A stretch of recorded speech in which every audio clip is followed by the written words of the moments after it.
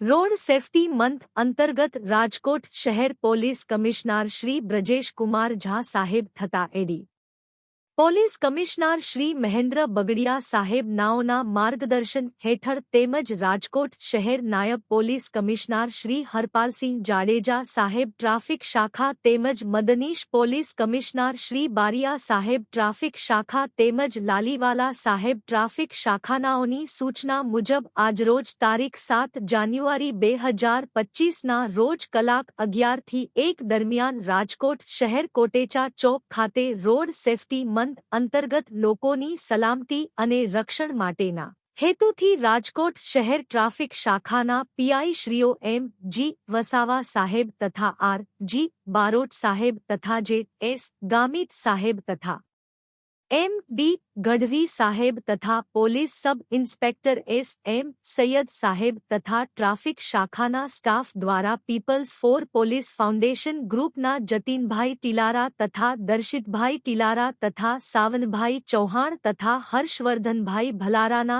તેમજ ટીમના સાથ સહયોગથી આગામી ઉત્તરાયણ તહેવાર નિમિત્તે પતંગના દોરા દોરીથી થતી ઇજાઓના બચાવ માટે આશરે 250 જેટલા મોટર સાયકલ ચાલકોને સેફટી ગાર્ડ લગાડવામાં આવેલ।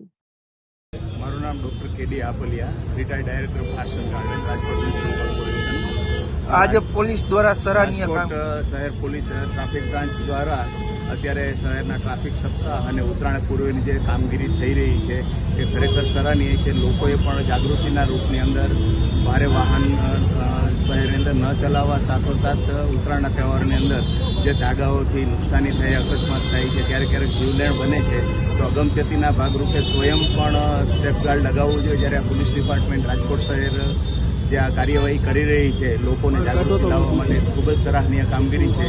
લોકોએ પણ આની અંદર સહકાર આપવો ખૂબ જ જરૂરી બને છે। લોકોને શું મેસેજ આપશો?